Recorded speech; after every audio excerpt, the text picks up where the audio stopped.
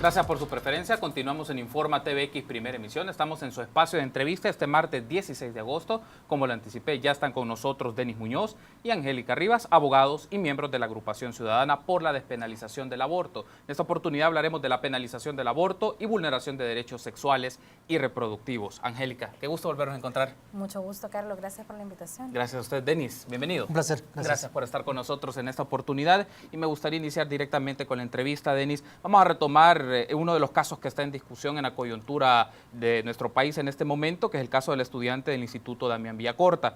Me gustaría que hablemos un poco de cómo se encuentran los sucesos en este momento, porque se ha conocido que ella continuará el proceso en libertad, pero de momento está ingresada en un hospital público. Bueno, me parece de manera positiva, definitivamente, que esté enfrentando el proceso penal en libertad. Creo que ya era hora que un juez de paz dictara las medidas cautelares, aun y cuando no se advierte todavía la existencia y participación del delito, pero hay que recordar que el Código Procesal Penal en la audiencia inicial únicamente da la oportunidad justamente para que se conozca de los indicios o de manera preliminar las pruebas que se tengan. De hecho, entendemos de que no existe ni siquiera todavía un dictamen de autopsia por parte del Instituto de Medicina Legal en donde pueda acreditar si vivió o no vivió y si existe causa de muerte de parte de, en este caso, la recién nacida. Angélica, retomando esta primera intervención de Denis, el fiscal del caso habla de homicidio, aunque esto implica una discusión de reconstruir los hechos y valorar las circunstancias, también como la posibilidad de violación en el caso de esta joven.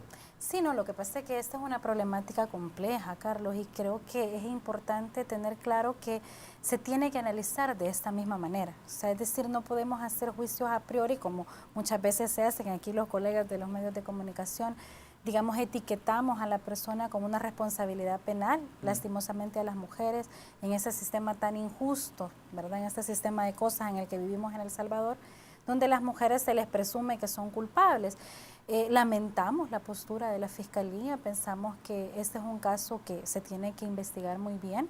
Sí me parece importante y he visto en los medios de comunicación que también la Fiscalía ya está dando como otra mirada al caso y está, digamos, haciendo elementos como, por ejemplo, ya está diciendo que ella es una excelente alumna en el instituto, que es alguien que, digamos, a nivel como estudiante está cumpliendo con todas las responsabilidades que tiene, es decir, ya estando dando otros matices que en otros casos, como bien decía Denis, no lo estábamos viendo en el sistema judicial en su conjunto, pero para hablar de la Fiscalía en concreto, eso nos parece muy alentador, ¿verdad? Esperamos que la Fiscalía realmente haga una buena investigación. Sin duda aquí lo que ha habido es una emergencia obstétrica, eso no lo podemos dudar. Qué lastimoso que haya sido en estas circunstancias tan difíciles mientras ella estaba en el centro de estudios, que se le haya llevado, digamos que no se le haya llevado antes de tener la emergencia a un centro asistencial, que hubiese sido como lo más ideal en este caso. Pero de ahí a que ella haya cometido un delito, hay mucha tela que cortar en ese sentido y esperamos que ahí la Fiscalía haga un buen trabajo. Angélica, la abogada defensora de esta joven, la abogada Berta de León, en una entrevista para Informa TV, que ha mencionado que el Instituto de Medicina Legal dispone de 2 informes en los cuales la joven no mató a la recién nacida. Entonces ya, y pongo este aspecto por el tema de la importancia de reconstrucción científica de los casos, para que esto permita tener elementos de juicio y hacer las valoraciones jurídicas pertinentes y no evitar, en este caso, criminalización. Efectivamente, ese es el punto, ahí está.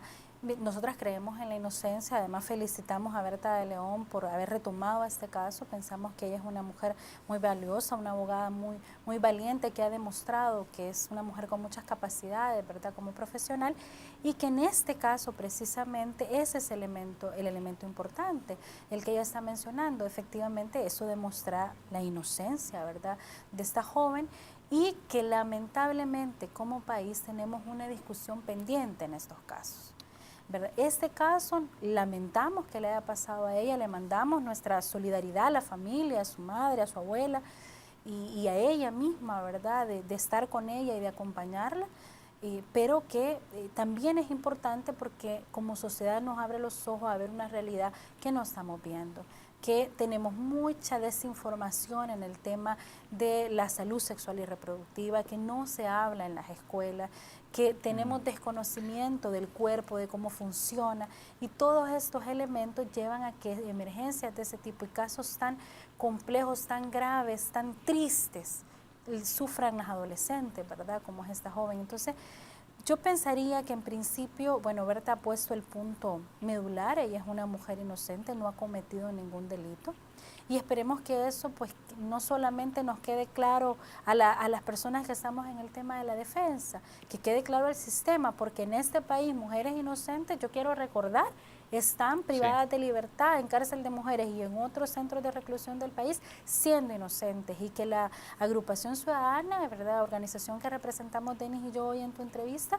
hemos estado de cara a la defensa de esos casos, mujeres que han purgado penas incluso 7 años y más de cárcel injustamente y que ahora están libres porque hemos logrado demostrar que son inocentes. Esperemos que esto sea todo el trabajo que hemos hecho previo a esta organización, demostrando que las mujeres son inocentes y que han sido criminalizadas injustamente, no se repita con esta joven. Ya estamos empezando, como dice Denis, a ver luces, una postura de la Fiscalía más seria frente al caso, una postura del sistema judicial que ha dejado en libertad a la joven, aunque ella sigue procesada. Eso no lo habíamos visto en otros casos, y eso es esperanzador que el sistema de justicia está cambiando y que estamos empezando a ver esta realidad que sufren las mujeres con una mirada desde los derechos humanos y no desde una mirada injusta, ¿verdad? Uno de los elementos que está aquí, esta discusión lo hemos abordado, Alejandra, en otras oportunidades, en este mismo espacio de entrevista, Denis, es la necesidad de un proceso científico y protocolos claros en circunstancias para evitar criminalización, pero a la vez presunción de culpabilidad automática. Porque claro, a veces cuando estos procesos no están claros, se puede dar a presunciones, a opiniones o a criterios que pueden definir también la manera en cómo van a abordar la investigación la Fiscalía, el Instituto de Medicina Legal y los actores involucrados. ¿Por qué es tan relevante tener protocolos científicos y procesos claros en estas circunstancias? Sin duda, la prueba pericial es la reina de las pruebas en el contexto de un proceso penal. Ahora, en el caso en particular es interesante cómo se ha abordado y se le ha dado la mayor importancia y necesaria también respecto del estado de salud de ella. Me parece muy importante porque fíjense que, por ejemplo, en el oriente del país, en el 2008, una mujer fue denunciada por aborto y posteriormente acusada por homicidio agravado y le condenaron a 30 años de prisión.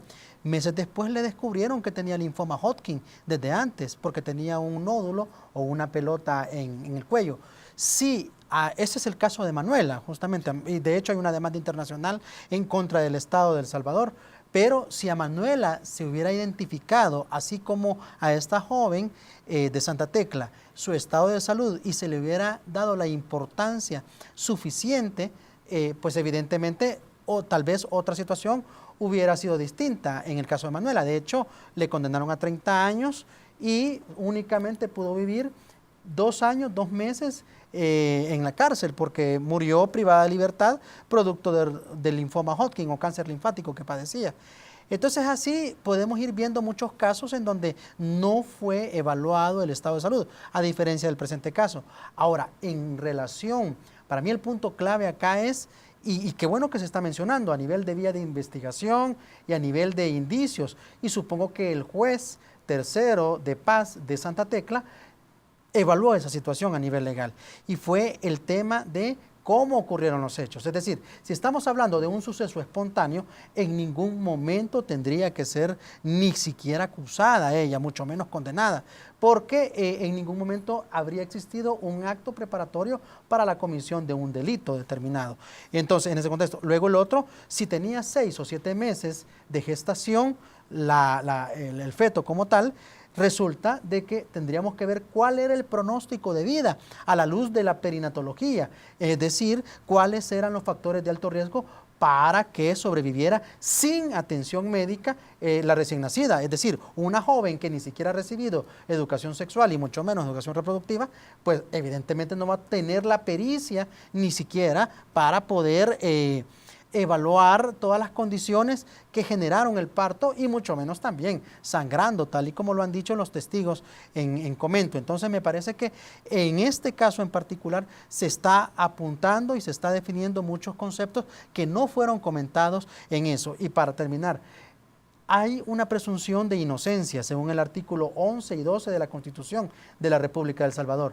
Aquí no se trata de probar la inocencia, porque esa por Ministerio de Ley Constitucional ya la tiene la persona acusada. Sí. Eso significa que jamás debe de tomarse como culpable de principio a fin en el proceso penal hasta que haya sido oída y vencida en juicio la persona acusada con una sentencia definitiva. En ningún momento tiene que asumirse como culpable, como ha ocurrido con los casos que la Agrupación Ciudadana ha llevado durante todos estos años. Estoy hablando del año 2009 en adelante, en donde sí las mujeres han sido criminalizadas y se les ha impuesto una presunción de culpabilidad.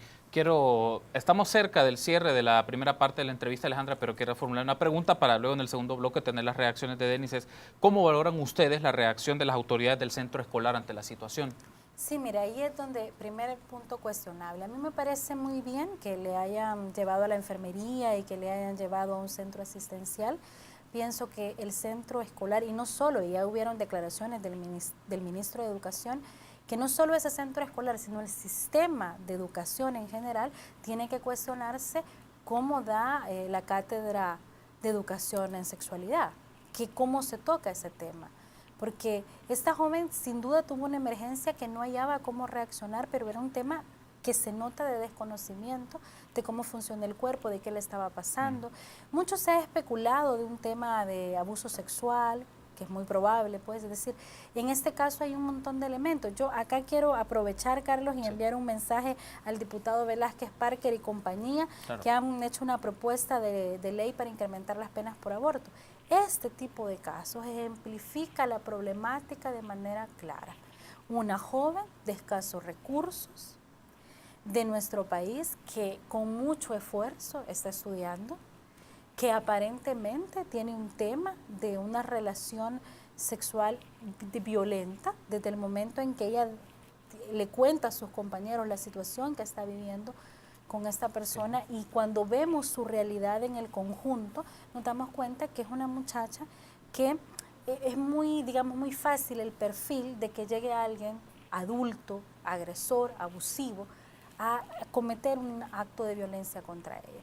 Y con todos esos elementos se embaraza, ¿verdad? La persona no quiere reconocer, sufre esto en silencio, no le cuenta a nadie, y encima tiene una emergencia obstétrica en el centro escolar, no es atendida debidamente en ese momento, se le traslada, hay un tema de confusión ahí. Es una situación compleja. Tenemos que hacer una pausa, Denis y Alejandra, pero me gustaría que en la segunda parte abordemos con mayor detenimiento este caso y también el tema de los derechos sexuales y reproductivos, que creo que es uno de los ejes fundamentales en esta discusión. Permítanos una pausa, continuamos con más en su espacio de entrevista de este martes 16 de agosto en Informa TVX, primera emisión. Regresamos en instantes.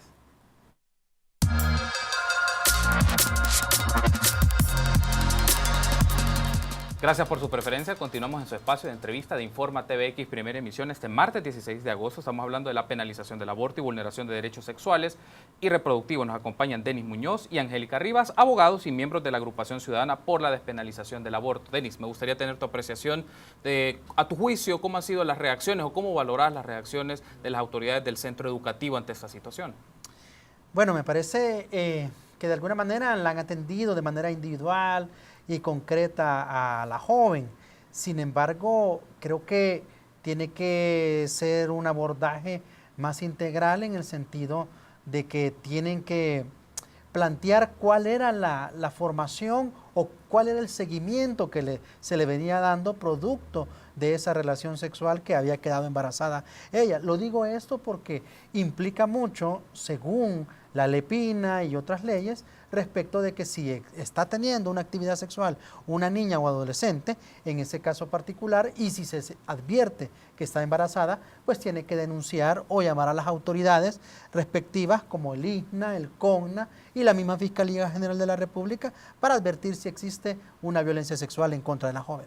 Angélica, ¿cómo valoras tú el desenvolvimiento de los medios de comunicación en estas circunstancias? Porque también es importante tener la apreciación de cómo los medios de comunicación, prensa, radio, televisión, abordan estos casos, porque tienen criterios y resaltan ciertos términos y ciertas frases en detrimento de otros. Angélica. Bueno, mira, ahí hay un tema de qué medio estamos hablando. Yo creo que hay que individualizar. Hay medios que han tratado la noticia con mucha responsabilidad, han investigado, es decir, han estado donde tienen que estar y hablando lo que deben hablar del tema, y no de una manera abusiva ni extralimitándose, sino reportando una noticia, digamos, como se conoce. Sí. Hay otros medios que ya conocemos, que son medios tradicionales, fundamentalistas en el país, que siempre van a criminalizar a las mujeres, y esas notas han salido. Y hay otros medios que, digamos, han tenido un enfoque mucho más de derechos de las mujeres, aunque son menos, ¿verdad? Pero que también, digamos, han tenido un enfoque correcto en materia de derechos humanos, de presunción de inocencia de la joven, y de presentar una noticia más desde lo integral, lo conjunto y lo complejo de la problemática, que individualizando responsabilidad. Yo creo que, mira, lo importante que los medios tocan el tema es que permiten a la población, a la opinión pública, discutir la problemática. Sí.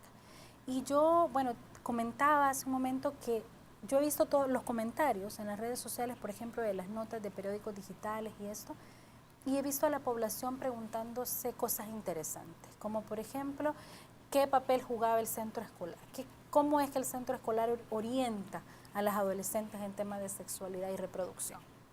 Habían otros comentarios como ¿cuál es la responsabilidad del padre? ¿Dónde está aquí el padre de la criatura haciéndose responsable y siendo procesado también? ¿Verdad? Si es que hay que procesar a alguien aquí.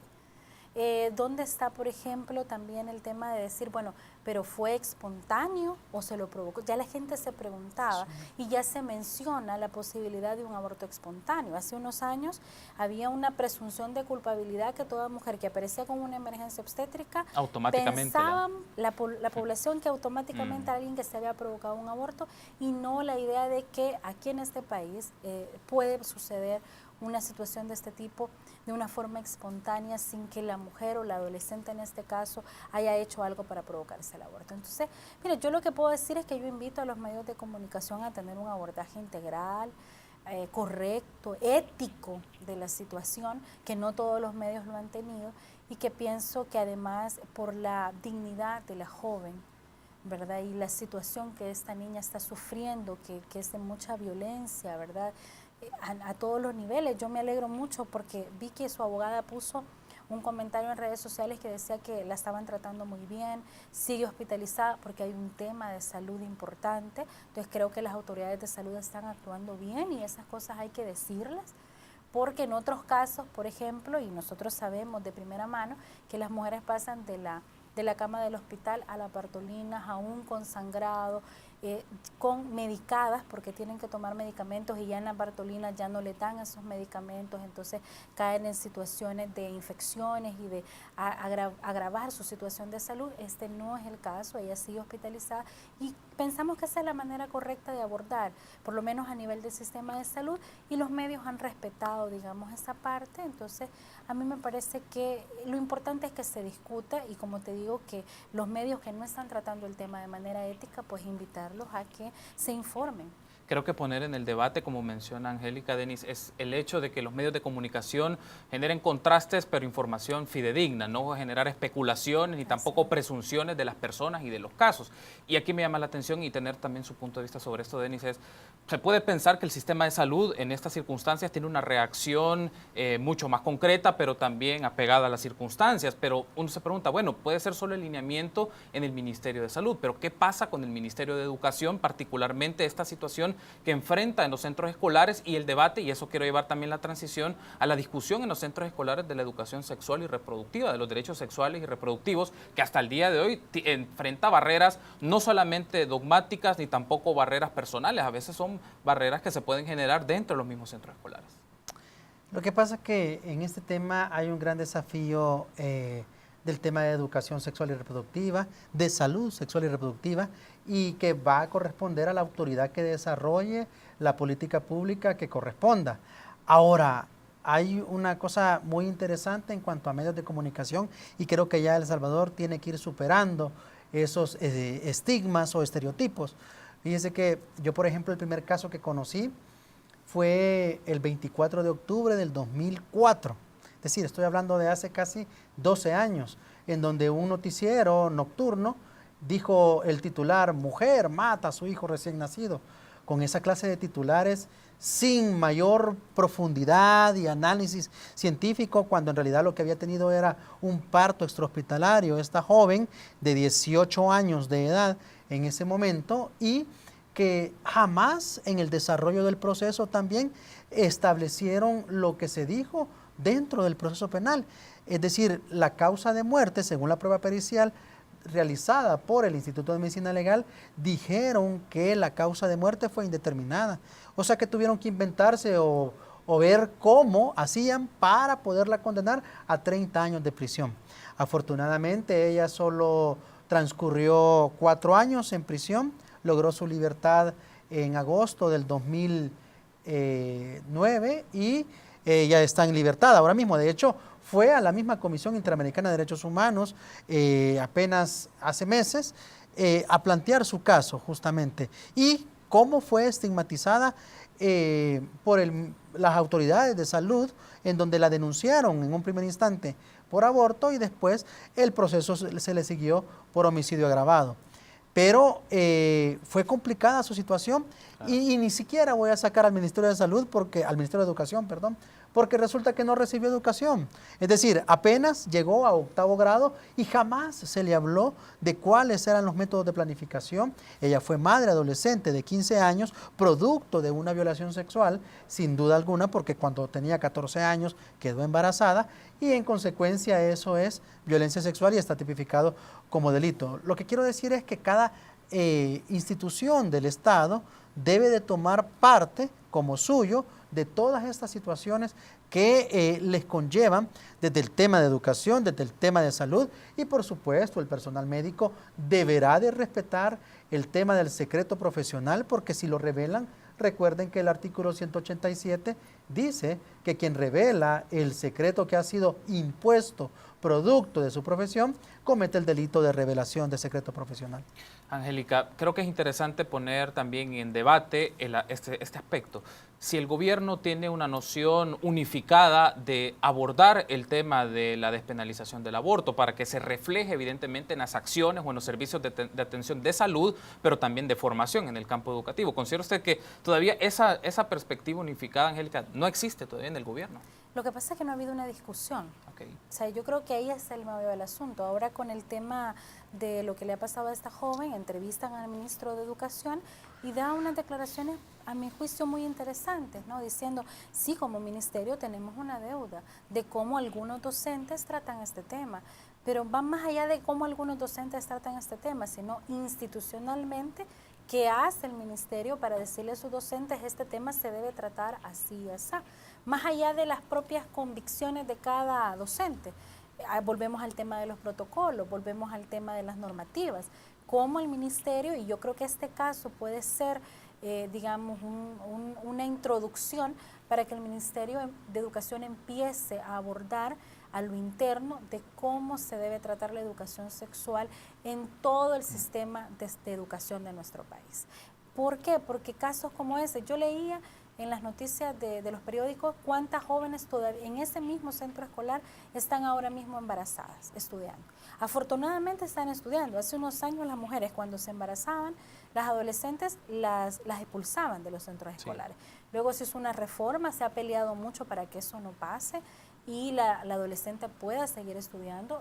Vemos que algunas todavía están estudiando en ese centro escolar. ¿Cómo se está abordando esa problemática? Lo que Denis decía, cómo hay una orientación a las adolescentes de cómo quedó embarazada. Es decir, no es simplista porque hay mucha gente que dice, no, es que mire, que hay conocimiento. ¿Dónde está el conocimiento? ¿Quién lo está dando? ¿De qué manera? Yo recuerdo hace como 2 años fui a un instituto de los más grandes, de un municipio cabecera departamental del país, a dar a los jóvenes de bachillerato y a las jóvenes de bachillerato una capacitación sobre derechos sexuales y reproductivos. Y yo preguntaba sobre métodos de planificación, de anticoncepción. Y como eran de un centro escolar urbano muy grande, ya estamos hablando de adolescentes urbanos ya tienen otro nivel de acceso a la información, a diferencia de los que están en el área rural.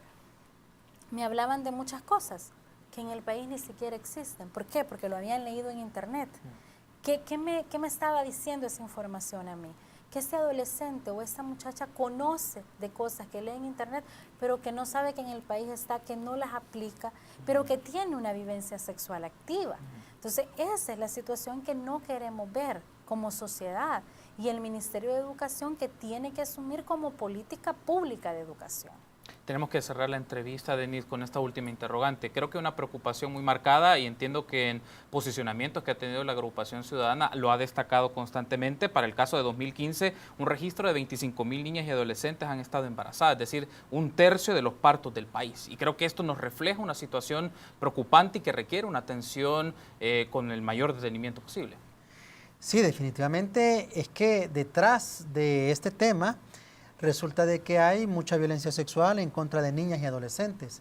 Cada 20 minutos en El Salvador, una niña y adolescente entre 10 y 19 años está dando a luz. Y pueden ser partos extrahospitalarios, incluso sin asistencia, en donde ni siquiera tengan desarrollada de manera favorable su cavidad pélvica para tener ese embarazo. De tal suerte de que yo creo que las autoridades tienen que abordar este tema con seriedad, de manera científica, sin sesgos, sin dogmatismos, sin moralismos y sin aspectos religiosos, para que podamos avanzar como país. No es posible que el futuro de la niñez y adolescencia en este país quede justamente en que no puedan realizar sus sueños, que no puedan cumplir sus metas en función de lo que han proyectado por un embarazo no deseado y una maternidad impuesta. Denis, qué gusto. Bueno, gracias. Angélica. Un placer, Carlos. Gracias a ustedes por venir. Seguramente nos volveremos a encontrar para seguir supuesto que sí. discutiendo este tema. En la mediodía de este martes 16 de agosto hablamos de la penalización del aborto y vulneración de derechos sexuales y reproductivos junto a Denis Muñoz y Angélica Rivas, abogados y miembros de la agrupación ciudadana por la despenalización del aborto. Permítanos una pausa. Continuamos con más en la primera emisión de Informa TV. Y regresamos con más información nacional.